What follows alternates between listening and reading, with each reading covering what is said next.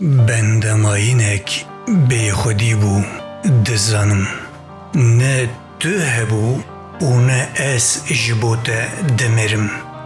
Pirtûkek bû min dixwend, çîrokek bû min dinivîsî, filîmek bû min temaşe dikir. Ew qas.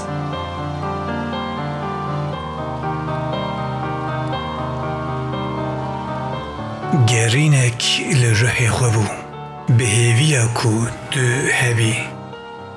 Ma kê kî ji bîr nekiriye di nav vê xirapoşê de?